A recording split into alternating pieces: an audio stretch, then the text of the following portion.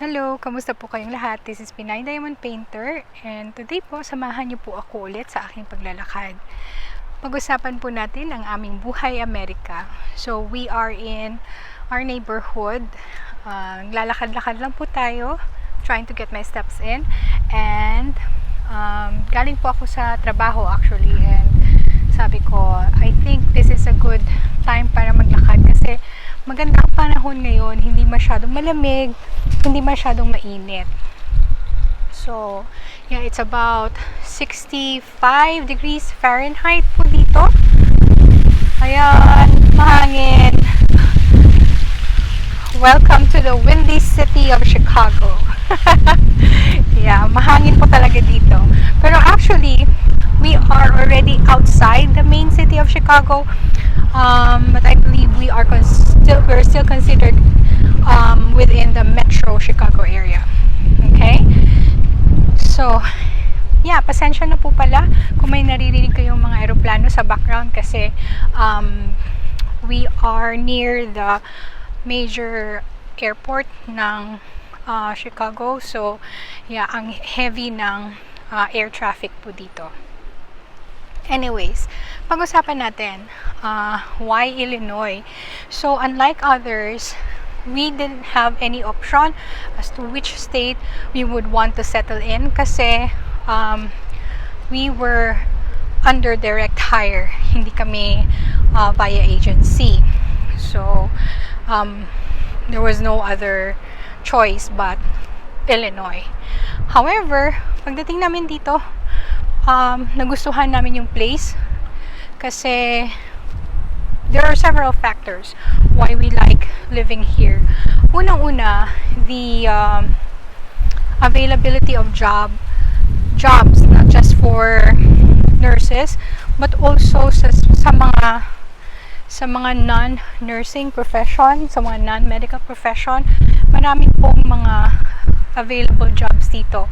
So for example, yung asawa ko, he was an engineer back home, but then because maraming mga trade dito, he was able to get into IT. Okay, but of course he did not start in IT right away. He started as an associate sa store, and then he worked his way up. Basta masipag ka lang mag-aral at masipag ka magtrabaho dito, you will never lose an opportunity to make yourself to make better of yourself. Okay, next is the weather. So of course, galing tayo sa Pilipinas na ang ating weather ay hot and hotter. Dito we get to experience the 4 seasons of the year, and sometimes you get to experience the 4 seasons of the year in just 1 week kasi pabago-bago ang weather dito. So kagaya nung the other day, sobrang lamig, kahapon sobrang init, and today medyo katamtaman lang. So yes, there's 4 seasons of the year.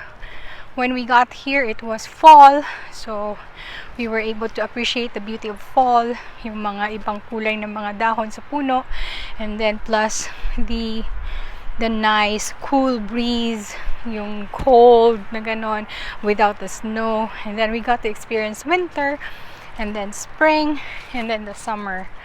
Ayun, pag winter dito, sobra namang malamig.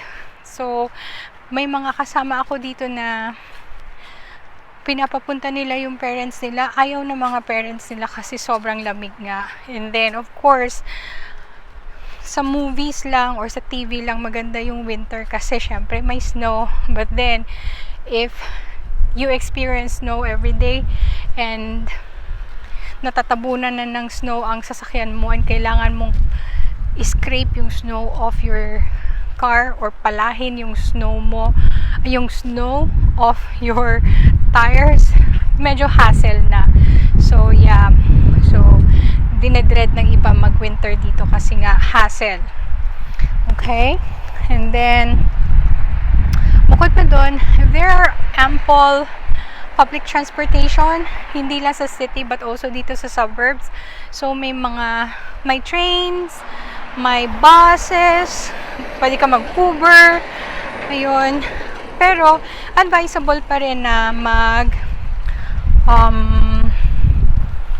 mag-private car ka. Kasi, with your own private car,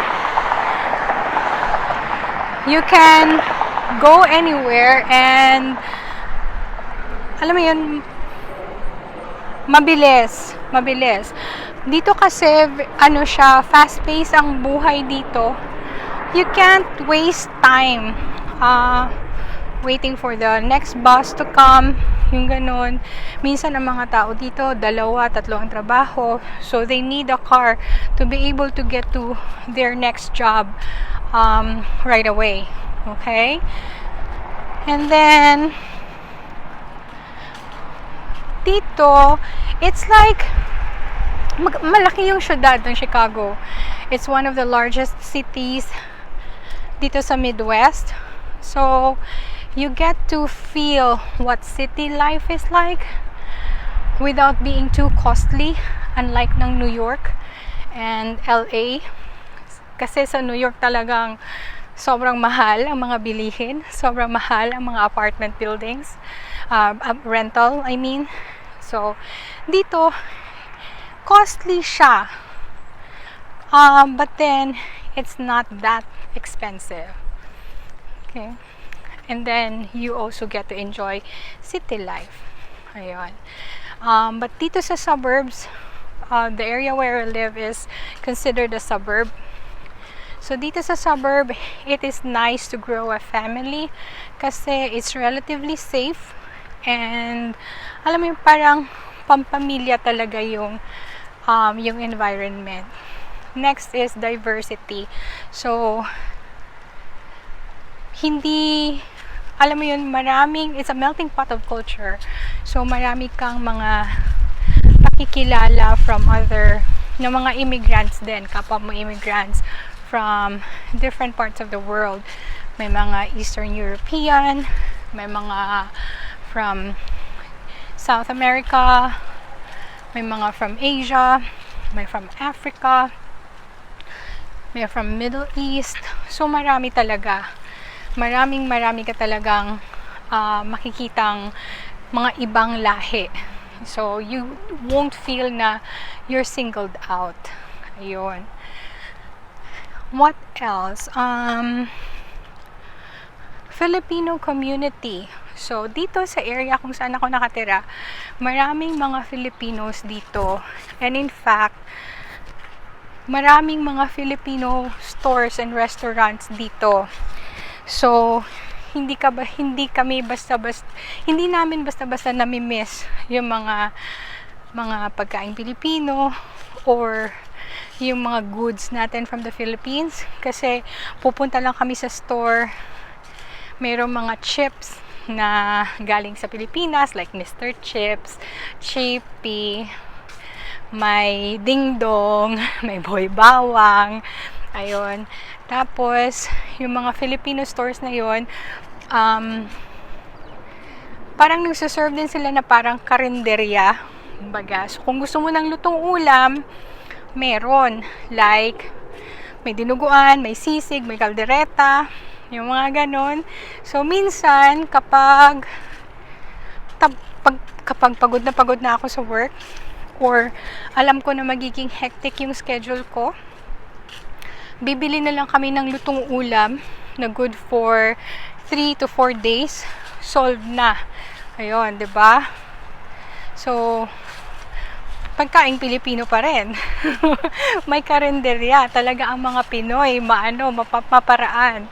Ayun. So, minsan meron pa silang mga kakanin. Like mga suman, mga biko, mga ano pa nga ba yun, mga cassava cake. Ayun. So, marami kang makikita dito ng mga Filipino stores na mabibilhan mo ng mga Filipino goods. Ayun. Next is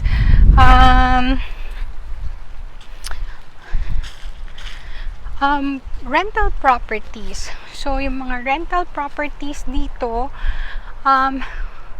I guess tamang-tama lang for kung doon ka mismo talaga sa city ng Chicago, medyo may kamahalan.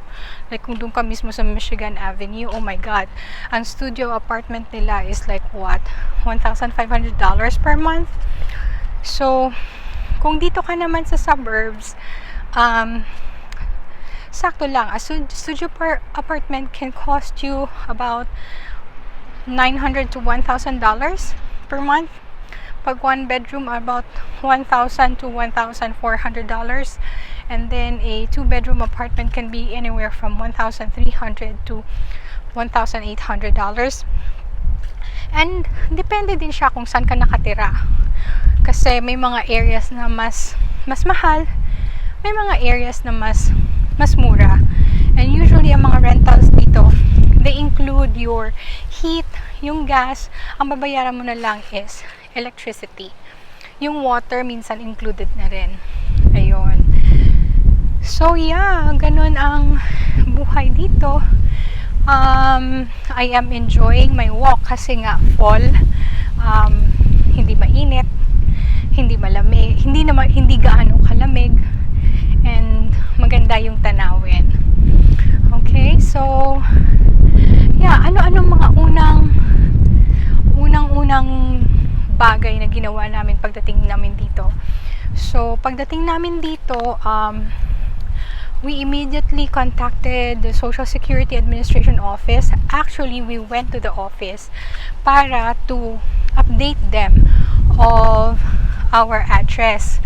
Kasi we want them to be able to send our SSN to where we stayed. Ayun. And then, the next day, we called the USCIS to also update them of the address para doon nila i-deliver yung aming green card. So, reminder lang po, yung SSN natin, we should consider it as a very important document. We should not show it or give it to anybody, to just anybody. It's a very confidential document. It bears a lot of information about you. Dito kasi uso yung identity theft, and one way for that to happen is if somebody gets hold of your SSN. So, ayun, keep it safe, memorize your number, and if you can get a lockbox to secure your SSN, do so. Alright? Next ang ginawa namin is getting a phone. So, usually, when you apply for a phone line, the network companies will require you your SSN and a credit history. So, at that time, wala pa kaming SSN, wala kaming credit history. So, our relative was very, very kind enough para isama kami nila sa linya niya. So, usually dito, ang mga phone companies, they allow 4 lines sa isang tao. So, isinama niya kami, but of course, nahiya naman ako. Sabi ko, isang phone line lang para sa aming mag-asawa. So, yun. Yeah, we're very, very grateful for her for doing that. And then, yeah, so that's how we were able to get a phone. Hello! Nagahay yung bata. Anyway, ayun, so phone. And then, but then, later on, I realized or I learned from a friend din na galing Pilipinas na nagpunta dito na you can actually get a non-contract phone or unlocked phone from a local store like Walmart. Ayun. So, pwede naman palang ganon. But, you know, things happen for a reason. Kaya, okay lang. Next, after the phone, so nagtrabaho na kami, nakapagtrabaho na ako, and then I made sure to secure a state ID para meron pa akong isang form of identification, kasi I know that later on I would be able to use that when I transact or I do business with other establishments or institutions. Kasi at that time wala pa akong driver's license, so state ID muna. But if you already have a driver's license sa Pilipinas, what you can do is apply for a learner's permit so that you can start, learning how to drive here. You may say na, marunong na ako mag-drive sa Pilipinas, bakit pa ako magkukuha ng learner's permit dyan? So it is necessary to learn how to drive here kasi iba yung rules of the road nila dito.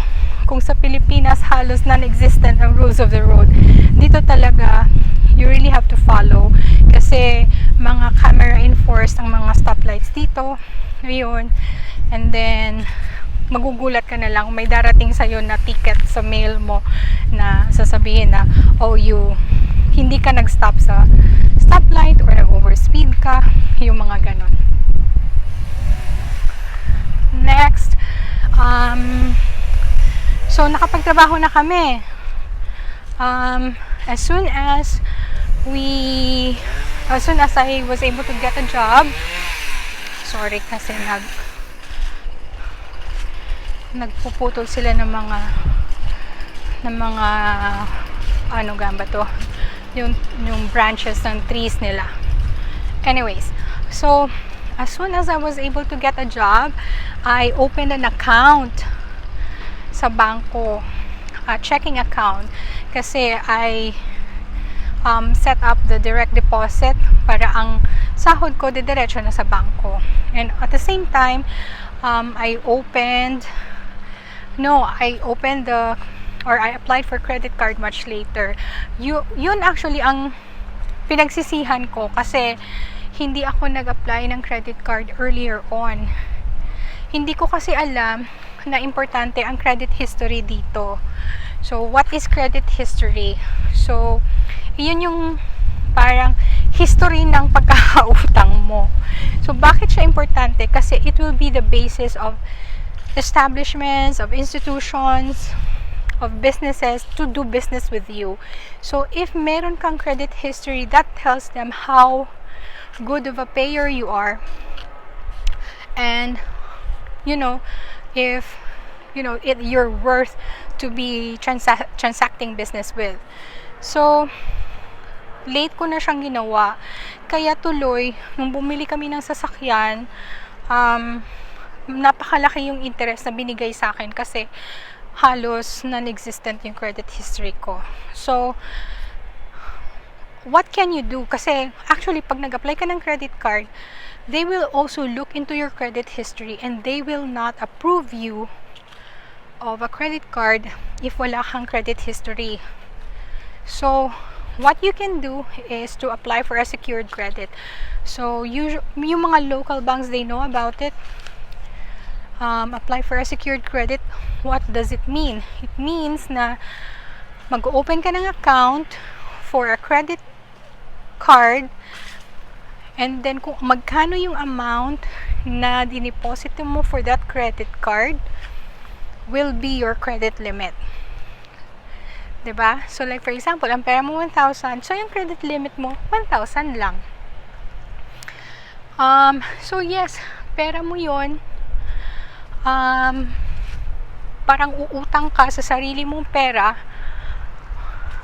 and then you have the responsibility to pay yung kung magkano yung inutang mo. Okay? And then the banking institution will observe kung paano mo gagamitin yon. So usually for you to be able to maintain a good or to build up a good credit history, they look at kung maaga ka bang nagbabayad, if you're using more than 30% of your credit limit, or if you are spending way above your credit limit. So, yun yung actually yung mga criteria nila. So, yeah, so that's why importante na mag-build up ka ng credit history mo. If you have a very good credit history, you are likely to be approved for a good interest rate sa car, a good interest rate when you buy a house or a condo. When you buy phones, you tend to get good deals pag bumili ka ng phone. And then pag naghanap ka ng rental property, ng rental apartment mo, so titingnan din nila kung ano yung credit history mo. Kasi yung mga rental properties, parang pag alam nila na pangit yung credit history mo, they will not let you rent out yung mga properties nila. Okay? And then what else? Getting a car. So dito, getting a car, pag wala ka pang credit history, like I said, you still can get a car. Kung may pera ka, may employment ka, you still can get a car. But yun nga lang, masyadong malaki yung interest na ipapatong nila. Kasi parang, kumbaga, wala pang may nagsasabi na tiwala sila sa'yo kung paano ka magbayad. Yung ganon. So, kaya mataas yung interest na ipapatong nila sa'yo. So, when I first bought a car, the interest rate that was given to us was 9.8%. So, because ang credit history ko noon was just 1 month old, parang non-existent pa. And then later on, I had my car refinanced, and because I already had a good credit history, the interest rate was lowered to like 3.4%. So, ang laki ng difference. Diba? Ayun. So, car. And then, cost of living. Cost of living dito is okay naman. It is relative naman din sa, yung kinikita mo is relative naman din sa cost of living. Ayun, wag lang masyadong magastos. Kasi pag masyadong ka magastos, of course, hindi talaga magkakasya yung kinikita mo. Ayun. So, anyways, yun po yung mga bits and pieces ng aming Buhay America dito. I hope na enjoy niyo po yung mga tanawin. Yeah, salamat ulit sa panunood or sa pakikinig. Sana po next time samahan niyo po ulit ako sa aking paglalakad. And if you have questions, comments, or suggestions, please write them in the comment section below. And don't forget to give this video a thumbs up or subscribe to the channel for more videos. I would really appreciate it if you can, give some suggestion on what kind of videos you want me to show you. Para masaya, di ba? Yeah. So, teka, maganda yung tanawin doon. Hindi kita. Anyway, babalik tayo. Ayun. So, yeah. What else? So, I guess that's it for today. Maraming salamat po ulit. Hanggang sa muli. Bye! Paalam! Don't forget to subscribe and hit the bell to notify you that there's a new video. Okay? Maraming salamat po.